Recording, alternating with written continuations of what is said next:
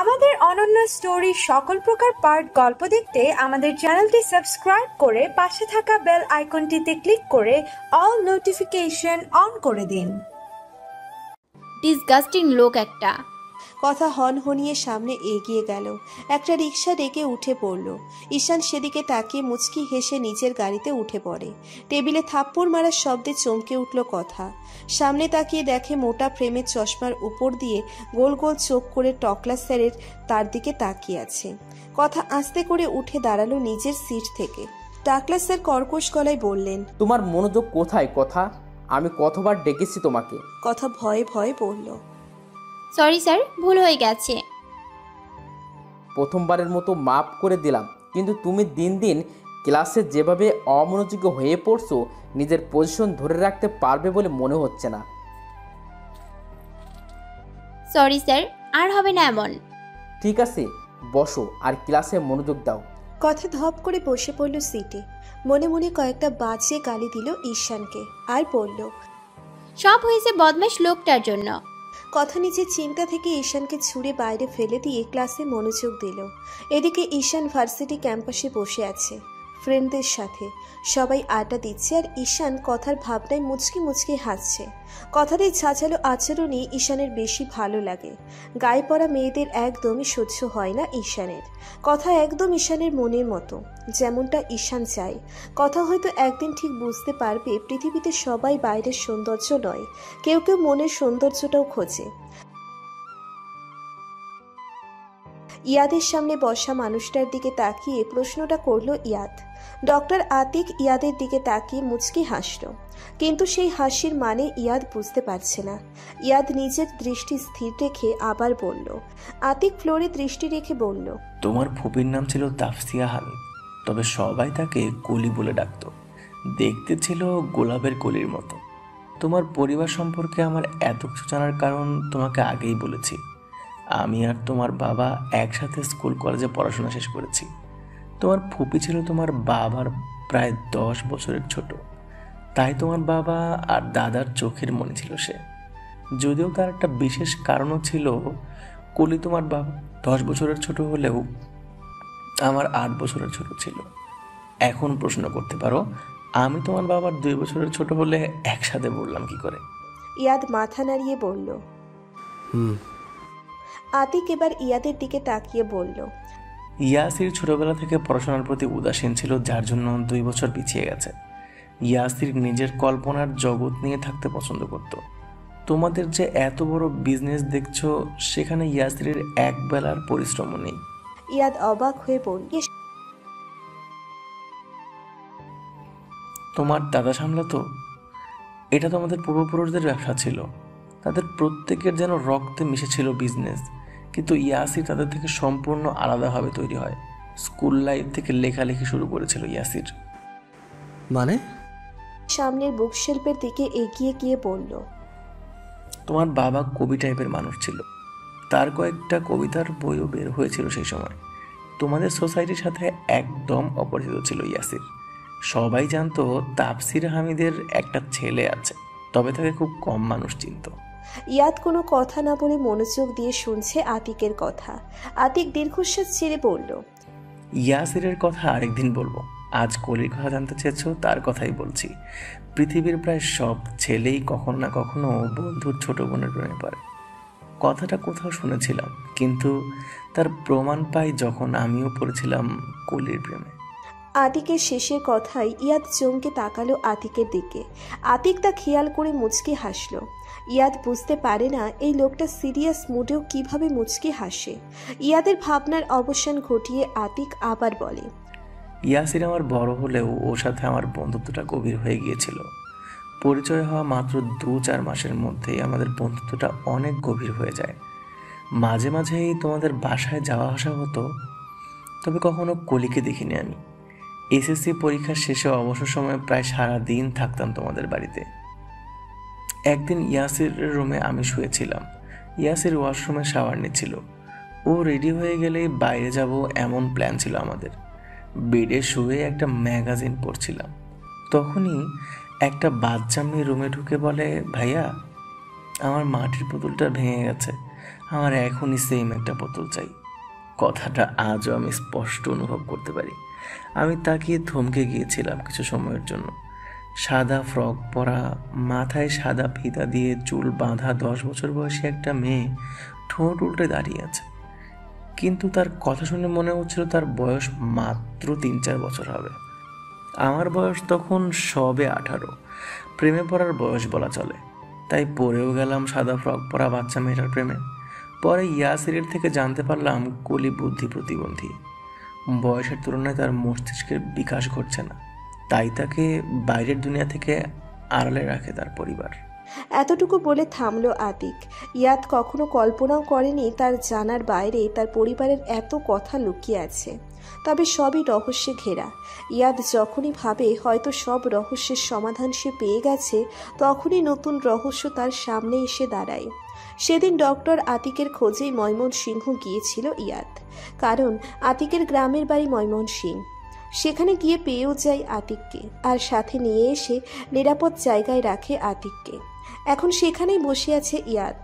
আতিক তাকে অনেক কথাই বলেছে, আবার অনেকটা বলছে না। ইয়াদের জানা মতে তার দাদা দাদি মারা গেছে অনেক আগে, তবে কখনো শোনেনি আর ফুপি সম্পর্কে। সেটা আতিকের থেকেই জেনেছে সেদিন। এখন ইয়াদের প্রশ্ন, কোথায় আছে তার ফুপি? ইয়াদ নিজের চিন্তায় বিভোর। তখনই আতিক আবার বলে উঠল, কলি সম্পর্কে সেদিন সত্যটা জানতে পেরে এক মুহূর্তের জন্য থমকে গিয়েছিলাম। অজানা কারণে খুব কষ্ট হচ্ছিল বুকের ভেতরটায়। সেই দিনের পর কলিকে আর আমার থেকে আড়াল করার চেষ্টা করা হয়নি।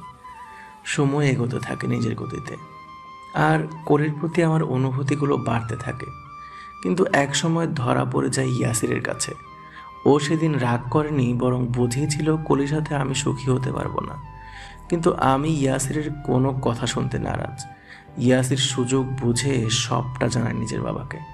তাফসির সাহেব কোনো রিয়াকশন করেননি তখন, কিন্তু পরে জানান তিনি কি বলবেন বুঝতে পারছিলেন না। তাফসির হামিদের সব থাকলেও মনে শান্তি ছিল না। একমাত্র ছেলেটা সব কিছুতেই উদাসীন, আবার অপরদিকে মেয়েটা বুদ্ধি প্রতিবন্ধী। মেয়েটার একটা গতি হবে সেটা কল্পনাও করতে পারেনি। তবে আমার বাবা মাকে রাজি করানো সহজ ছিল না, অনেক কষ্টে তাদেরকে মানাতে হয়েছিল। শেষমেশ ঠিক হলো আমার মেডিকেল পড়া শেষ হলে আর কলির 18 বছর হলে বিয়ে হবে। ডাক্তারি পড়ার জন্য আমি চলে যাই ইউকে, কিন্তু যখন ফিরে আসলাম তখন সব এলোমেলো হয়ে গেছে। একটা ঝড় সব লন্ডভন্ড করে দিয়ে গেছে। ইয়াদ খেয়াল করলো আতিকের চোখের কোণে পানি চিকচিক করছে। ইয়াদ কাপা গলায় বলল, তাহলে ফুপি এখন কোথায়? আতিক শান্ত গলায় বলল, নেই। ইয়াদ চমকে উঠে বলল, নেই মানে? আতিক ফ্লোরে বসে পড়ল ধপ করে, চোখের পানি ছেড়ে দিয়ে বলল, সেদিন তোমার বাবা একটা খুন হয়নি, তার সাথে তার পুরো পরিবার খুন হয়েছিল তোমার মা আর ডিকের হাতে। ইয়াদ সোফাই থেকে উঠে দাঁড়ালো। ইয়াদের মনে হচ্ছে সে শূন্যে ভাসছে, মাথাটা ফাঁকা ফাঁকা লাগছে নিজের কাছে। ইয়াদ কাপা গলায় বলল, কি বলছেন এসব? আতিক উচ্চস্বরে কেঁদে উঠে বলল, হ্যাঁ, ঠিক শুনেছ তুমি। তোমার মা আর ডিকে শুধু তোমার বাবার খুনি নয়, তোমার বাবা, দাদা, দাদি, ফুপি আর তোমার দাদার PA ইমরুলের খুনি এই দুটো মানুষ রূপী নরপিশাচ। ইয়াদ ধপ করে বসে পড়ল সোফায়। শরীরটা কাঁপছে তার। এতদিন জেনেছিল শুধু তার বাবাকে খুন করেছে, তারপর জানলো ইমার বাবাকেও খুন করেছে, আর এখন আরো 3 জন মানুষ। ইয়াদের ঘৃণায় মরে যেতে ইচ্ছে করছে। এত জঘন্য একজন মানুষের পেটে কেন জন্ম নিতে হলো তার? উত্তরটা হয়তো আল্লাহ তাআলাই ভালো জানেন। আতিক কাঁদতে কাঁদতে বলল, আমার কলিকে কেন মারলো বলো তো? ওকে আমার কাছে দিয়ে দিত, আমি ওকে নিয়ে দূরে কোথাও চলে যেতাম। আমার কলিটা তো বলতেও পারতো না তার বাবা মাকে তার সামনে কে খুন করেছে। তাহলে কেন মারলো আমার কলিকে? যে মেয়েটার ছবি বুকে নিয়ে অপেক্ষা করছিলাম কবে তাকে প্রাণ ভরে দেখবো সামনে থেকে, কিন্তু তাকে শেষবারের মতো দেখার ভাগ্য আমার হয়নি। মৃত্যুর সময় আমার কলি কতটা কষ্ট পেয়েছে। আতিক কাঁদছে আর ইয়াদ সোফায় বসে আছে মাথা নিচু করে। আতিককে কি সান্ত্বনা দিবে? ইয়াদের নিজের চোখ থেকে টপ টপ করে পানি পড়ছে। আতিক নিজের চোখ মুছে বলল, সেদিন তোমাকে ছেড়ে দিয়েছিল নিজেদের স্বার্থে। না হলে তোমাকেও মারতেই হয়তো তার হাত কাঁপতো না। যে সম্পদের জন্য এত কিছু করলো সেটা জানতে পারলো ইয়াসিরের সাইন নিয়ে তাদের কোনো লাভই হয়নি, কারণ ইয়াসিরের নামে কোনো প্রপার্টি ছিল না। ইয়াসিরের উদাসীনতার জন্য তোমার দাদা তার বেশিরভাগ প্রপার্টি তোমার নামে করে দিয়ে গিয়েছিল তোমার জন্মের পরপরই, আর বাকিটা কলির নামে। উইলে উল্লেখ ছিল একটা সন্তান জন্ম নেওয়ার আগে কোনো কারণে কলি মারা গেলে তার নামের সব প্রপার্টি বিভিন্ন এতিমখানার নামে চলে যাবে, আর কলির মৃত্যুর পর হয়েছেও সেটাই। তোমার নামের প্রপার্টি তোমার 18 বছর হওয়ার আগে পর্যন্ত তোমার অভিভাবক দেখাশোনা করবে। তবে তোমার 18 বছর হলে তোমার প্রপার্টি তুমি বুঝে নিতে পারবে, কিন্তু বিক্রি করতে পারবে না, বিক্রি করতে বা কাউকে দিতেও পারবে না। এই দুটোর জন্য বিয়ের পর তোমার স্ত্রীর সিগনেচার লাগবে বা কারণ আমি উইল করে দিতে হবে। আর তোমার ক্ষেত্রেও কোনো সন্তান জন্মের পূর্বে কোনো কারণে মৃত্যু হলে সব বিভিন্ন চাইল্ডের হাতে চলে যাবে। তবে তুমি আর তোমার স্ত্রী একসাথে মিলে বিক্রি বা কারো নামে উইল করতে চাইলে সেটা করতে পারবে। ইয়াদ অবাক হয়ে শুনছে আতিকের কথা। তার দাদা এত প্যাঁচ কেন লাগিয়ে রেখেছে বুঝতে পারছে না। নাকি তাফসির হামিদ রুবিনা সম্পর্কে আগেই জেনে গিয়েছিল বলে এত প্ল্যান করে সব সাজিয়ে রেখেছিল, যাতে ইয়াসির, কলি বা ইয়াদের ক্ষতি করে কারো লাভ না হয়, বরং লস হয়। ইয়াদ বুঝতে পারল তার দাদা খুব তীক্ষ্ণ বুদ্ধির অধিকারী ছিলেন। কাছেরটা না ভেবে দূরেরটা ভাবত সব সময়। ইয়াদ শান্তভাবে বলল, আপনি এত কিছু কিভাবে জানলেন? আপনি তো তখন ইউকে ছিলেন যখন এসব ঘটেছিল। আতিক নিজের চোখ মুছে ফ্লোর থেকে উঠে সোফায় ভালো করে বসলেন। আমি যখন ফিরে আসি তখন এসব ঘটে যাওয়ার প্রায় 3 মাস পেরিয়ে গেছে। দেশে ফিরে ছুটে যাই হামিদ মঞ্জিলে, কিন্তু সেখানে তালাবদ্ধ গেট ছাড়া কিছুই দেখতে পাই না। গেটের বাইরে থেকে দেখে মনে হচ্ছিল এ বাড়িতে মানুষের পা পড়া না কয়েক মাস পেরিয়ে গেছে। আমি পাগল হয়ে যাই কলির চিন্তায়। কাকে জিজ্ঞেস করব ভেবে কুল কিনারা পাই না। হঠাৎ আমার মনে পড়ে অফিসের কথা, তাই দেরি না করে তোমাদের অফিসের পথ ধরি। অফিসে গিয়ে জানতে পারি 3 মাস আগে তাফসির হামিদ আর তার স্ত্রী কন্যা গাড়ি অ্যাক্সিডেন্টে মারা গেছে। আমার দুনিয়া থমকে গিয়েছিল। মনে হচ্ছিল কান দিয়ে গরম ধোঁয়া বের হচ্ছে। আমার কলি আর এই পৃথিবীতে নেই সেটা আমি বিশ্বাস করতে পারছিলাম না। চিৎকার দিয়ে অজ্ঞান হয়ে ফ্লোরে লুটিয়ে পড়ি। চোখে মুখে পানির ছিটা পড়তেই জ্ঞান ফিরে আমার। কোনো রিয়াকশন ছাড়া উঠে বসে জানতে চাই তোমার বাবার কথা। উত্তরে শুনতে পাই সে মিটিং রুমে অফিসে মিটিং করছে। তার বাবার মৃত্যুর পর সেই নাকি বিজনেসের হাল ধরেছে। এত শখ খাওয়ার পর আরও একটা শখ। যে ছেলে জীবনে অফিসে পা রাখেনি সে নাকি পুরো বিজনেসটা সামলাচ্ছে। অবাক হলেও পরে ভাবলাম হয়তো পরিস্থিতি এখানে এনে দাঁড় করিয়েছে। ওয়েটিং রুমে বসে তার জন্য অপেক্ষা করতে লাগলাম আর নিজের চোখের পানি মুছতে লাগলাম 2 হাতে। উঠে গিয়ে ডাইনিং টেবিল থেকে পরপর 2 গ্লাস পানি ঢকঢক করে পান করে নিল। ইয়াদের চোখ দুটো লাল হয়ে গেছে। রাগ, ঘৃণা, কষ্ট আর প্রতিশোধের নেশায় একটা মিশ্র অনুভূতি হচ্ছে ইয়াদের। আতিক পানি পান করে আবার নিচের জায়গায় ফিরে গিয়ে বসল। কিছু সময় চুপ থেকে আতিক আবার বলল, ইয়াসিরকে দেখে আমি যতটা না অবাক হয়েছিলাম তার থেকেও বেশি অবাক হই তার কথা শুনে। আমাকে জিজ্ঞেস করেছিল আমি কে আর কাকেই বা চাই। প্রথমে ভেবেছিলাম অনেকগুলো বছর পর দেখেছে তাই হয়তো চিনতে পারছে না, কিন্তু যখন আমার নাম শুনেও চিনতে পারলো না তখন আমার সন্দেহ হয়। কিছু না বলে চলে আসে অফিস থেকে। কিছুতেই হিসাব মিলাতে পারছিলাম না কি হচ্ছে এসব। 2 দিন পর এখানকার একটা নাম করা প্রাইভেট হসপিটালে আমার জয়েন করার কথা ছিল। 2 দিন হন্যে হয়ে নিজের মনের প্রশ্নগুলোর উত্তর খুঁজে বেরিয়েছি, কিন্তু ফলাফল শূন্য। অন্যদিকে কলির শূন্যতা আমাকে গ্রাস করছিল একটু একটু করে। হতাশ হয়ে হসপিটালে জয়েন করি, কিন্তু সেখানে যা দেখতে পাই তাতে কি রিয়েকশন দেওয়া উচিত সেটাও ভুলে গিয়েছিলাম। ইয়াদ কৌতূহল নিয়ে তাকিয়ে আছে আতিকের দিকে। এতগুলো দিন অনেক চেষ্টা করেও তার থেকে বেশি কিছু জানতে পারেনি ইয়াদ। যখন যতটুকু বলার ইচ্ছে হয়েছে ততটুকুই বলেছে।